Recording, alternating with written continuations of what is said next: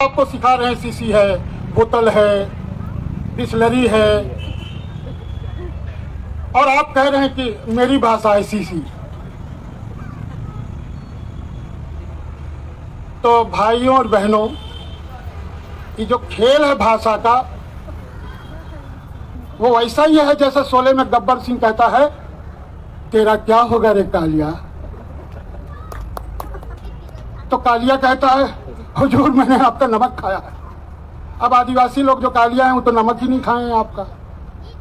तो जो नमक खाया था वो तो मारा ही गया, जो नमक नहीं खाया है उसका क्या हो रहा है आप लोग देख रहे हैं। तो समय नहीं है, अब 5-5 लोग हैं, घंटा भर में बोलना है, तो 5-10 मिनट में कुछ पुड़िया उड़िया बना के दे देता हूं आप लोगों को, फाँक लीजिएगा। अब जो भाषाएं इतनी महत्वपूर्ण है दुनिया के लिए, उसको संयुक्त राष्ट्र संघ ने 1 साल कुछ साल पहले पूरा 1 साल का वर्ष घोषित किया, और अभी 2000 का से शुरू हो गया है, जो 10 साल का दशक चलेगा। हम उस पर कोने में बैठे हैं कुछ लोग बात करने के लिए, जिस पे दुनिया के तमाम राष्ट्रों ने सिग्नेचर किया कि वो अपने अपने देश में आदिवासी भाषाओं को प्राथमिकता देंगे। और माफ कीजिएगा राठवा जी, झारखंड में 1946 में आज़ादी के पहले 10वीं तक कैरिकुलम तैयार किया आदिवासियों ने, मुंडारी में, उरांव में, मतलब कुड़ुख में, हो में, खड़िया में, और 50 साल तक हर साल छपती थी। छापने वाले को पैसा, छपाने वाले को पैसा, मिनिस्टर को पैसा, टीचर को पैसा, पर किताब कभी स्कूल नहीं पहुंचती थी। और त्रिभाषा फार्मूला का मतलब है अंग्रेजी, हिंदी और आपके राज्य की एक भाषा। आदिवासी भाषा तो त्रिभाषा में है ही नहीं। तो बहुत सारी चीजें हैं जिस पे हम बात कर सकते हैं, आपसे बोल सकते हैं आपसे। भाषा का क्या जरूरत है, मुझे अच्छा लगा मैंने यहाँ लगा लिया। आपको अच्छा लग रहा है ना, मुझे तो लग रहा है। अब आपको अच्छा नहीं लग रहा हो तो मेरे इसको लगाने से आपको कोई नुकसान तो नहीं हुआ ना। ऐसा तो नहीं है कि आज आपने देख लिया तो रात में जाएंगे तो बुरे बुरे सपने आएंगे। तो भाषाएं वैसी ही होती हैं। भाषाएं किसी का अहित नहीं करती हैं, भाषाएं किसी से ईर्ष्या डाह नहीं करती हैं। भाषाएं आपके सुख दुख, अनुभव, ज्ञान को अभिव्यक्त करती हैं। और भाषाएं वही नहीं होती हैं जो बोली जाती है या लिखी जाती है।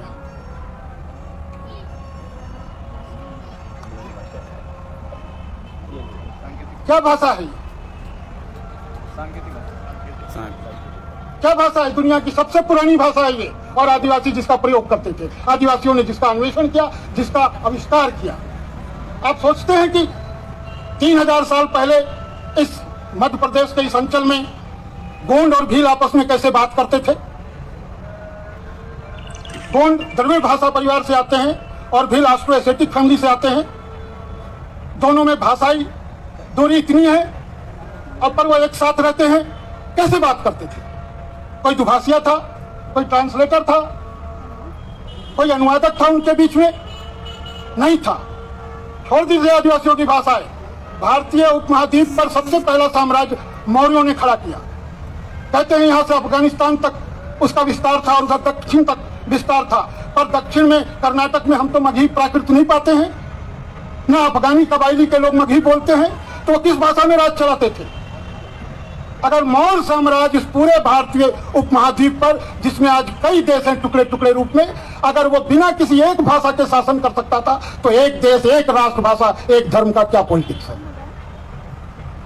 आदिवासी भाषाएं आपको ये समझाती हैं। आदिवासी भाषाएं समझाती हैं कि हर भाषा की जरूरत है। बागीचा, उपवन, जंगल इसीलिए खुश रहता है। जंगल को आप सब लोगों ने देखा होगा, जंगल में हरा का एक ही रंग नहीं होता है, एक ही शेड नहीं होता है, सैकड़ों शेड्स होते हैं हरेपन के।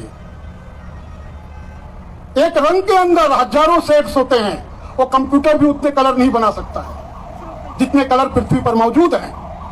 तो भाषाओं की ताकत ये है, भाषाओं की ताकत यह है कि आपको कुछ बोलना है, अगले को कुछ समझना है।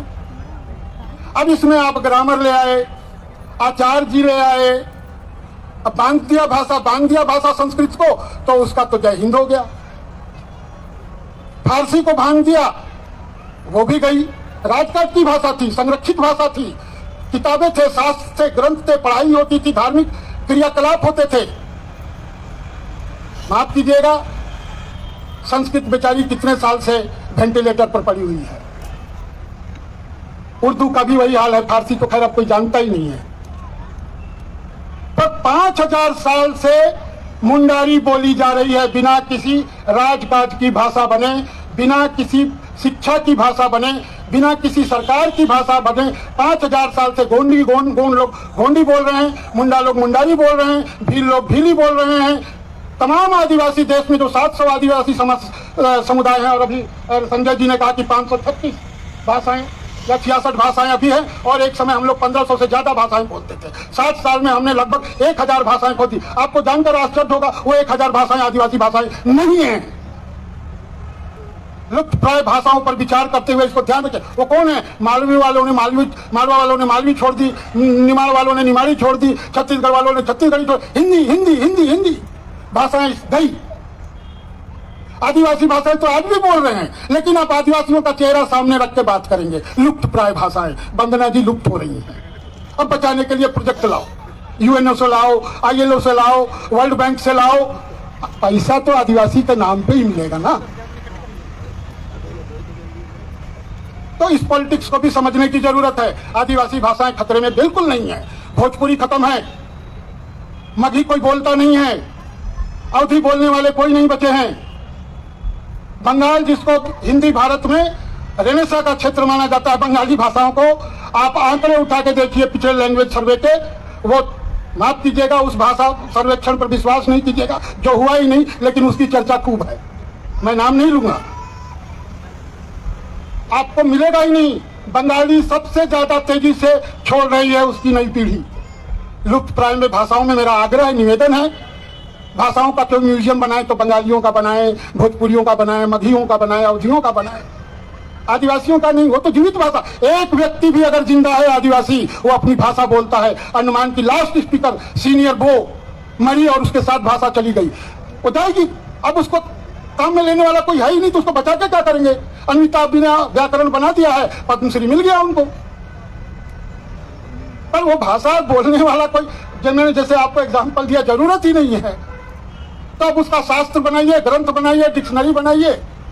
हाँ, हम बुद्धिजीवी लोग, एकेडमिक लोग, इंटेलेक्चुअल लोग कहेंगे एक भाषा हुआ करती थी, कविताएं लिखी जाएंगी, किस्से सुनाए जाएंगे। भाषा जीवित परंपराएं हैं। पर अफसोस, जैसा वंदना जी ने कहा, कि हम जीवित लोगों को म्यूजियम की चीज बना दिया गया है। हम जीवित लोगों को आप कैसे फॉसिल समझ सकते हैं? कैसे?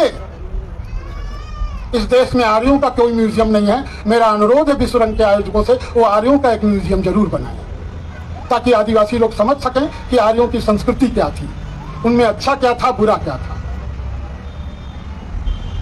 उनके यहाँ औरतों को कितनी इज्जत थी, उनके समाज में कितनी समानता थी, वो कितने शांति प्रिय थे, वो कितने अहिंसक थे। उसको बताने के लिए इस देश में, भारतीय उपमहाद्वीप पर एक आर्य म्यूजियम की प्रस्तावना मैं करता हूँ। आप सब लोग, सारे आदिवासी समुदाय उसमें तन मन धन से सहयोग करें, और विश्व रंग जैसे आयोजक उसका बीड़ा उठाएं, और आर्यों का म्यूजियम इसी भोपाल में खड़ा करें।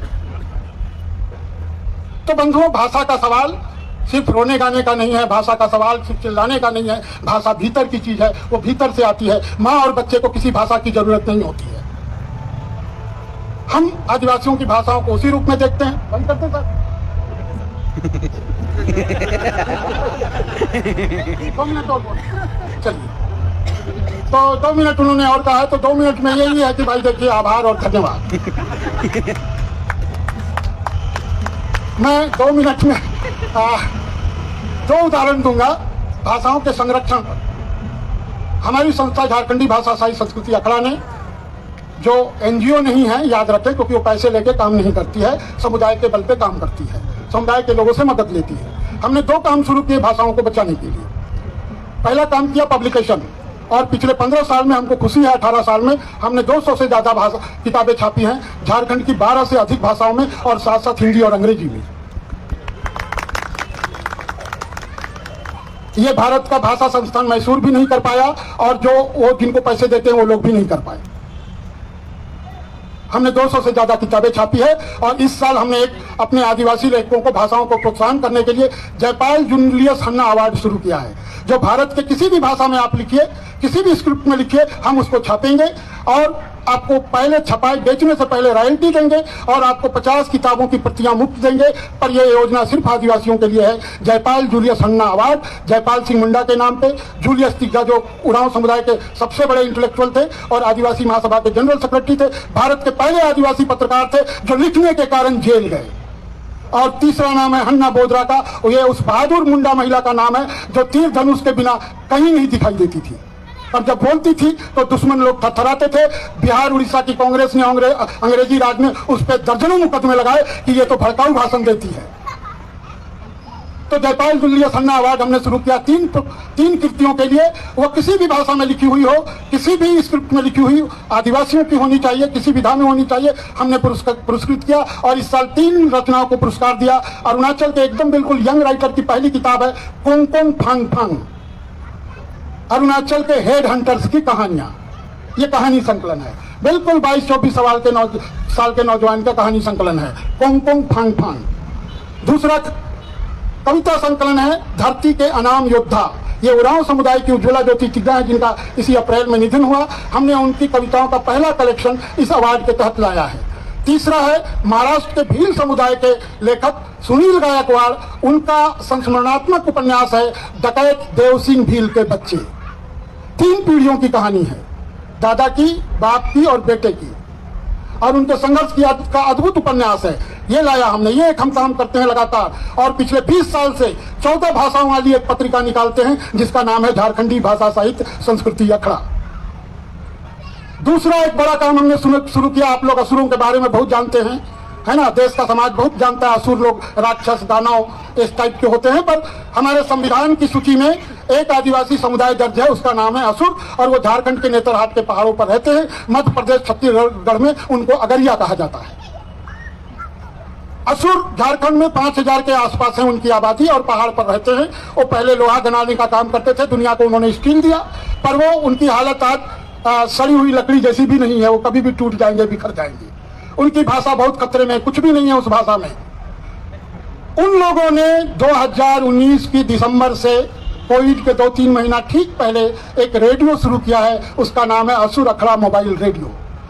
वो ट्रांसमिशन वेब के थ्रू नहीं होता है, आधे घंटे का प्रोग्राम बनाते हैं असुर भाषा में, समाचार होता है, उनके मतलब की जानकारियां होती हैं, टॉक होता है और पुराने नए गाने होते हैं। और आधे घंटे का प्रोग्राम बना के एक साउंड बॉक्स खरीदा है, साउंड बॉक्स में उस पेन ड्राइव में लगा के लगाते हैं और फिर 10-10, 20-20 किलोमीटर असुर अखड़ा विजडम सेंटर जो है उसके वॉलंटियर उस साउंड बॉक्स को माथा पर उठाकर जंगल पहाड़ नदी पार करते हुए वीकली हाट में जाते हैं और उस वीकली हाट में उसको बजाते हैं, एक पंपलेट बांटते हैं। ये ट्रांसमिशन होता है हमारा ट्रेडिशनल तरीके से। नेतरहाट के 4 वीकली बाजारों में उसका प्रसारण होता है असुर भाषा में। इसके अलावा वो पूरा कार्यक्रम हर एपिसोड यूट्यूब पे उपलब्ध है, साउंड क्लाउड पे उपलब्ध है, फेसबुक पर उपलब्ध है। असुर विजडम इनिशिएटिव ये फेसबुक का पेज है, असुर अखड़ा रेडियो डालिएगा, गूगल कीजिएगा, असुर लोग आपके सामने नाचते गाते आ जाएंगे, खोजने की जरूरत नहीं है। ये हमने प्रयास किया और हम चाहते हैं, ये सब अपने बल पर है, समुदाय के बल पर है। किसी ने माइक दिया, किसी ने हार्ड डिस्क दिया, किसी ने पेन ड्राइव दिया, किसी ने साउंड बॉक्स खरीद के दिया। हम निर्भर नहीं हैं। आदिवासी समाज 5000 साल से अगर इस धरती पर वो अपने आप को बचाए हुए है तो उसको किसी सरकार ने, किसी मसीहा ने, किसी शिक्षाविद ने, किसी आचार्य ने उसको नहीं बचाया है, उसकी सामूहिकता ने उसको बचाया है। आप सब इसको हमेशा याद रखिएगा। और जैसे कि वंदना जी ने कहा, हमको मसीहाओं की जरूरत नहीं है, दोस्त की जरूरत है। आइए और हमारे साथ खड़ा होइए। विश्व रंग ने खड़ा होने की कोशिश की है। आप सब जो यहाँ बैठे हैं, आप सबको हम अपने साथ खड़ा देखते हैं। सबको आभार, जोहार।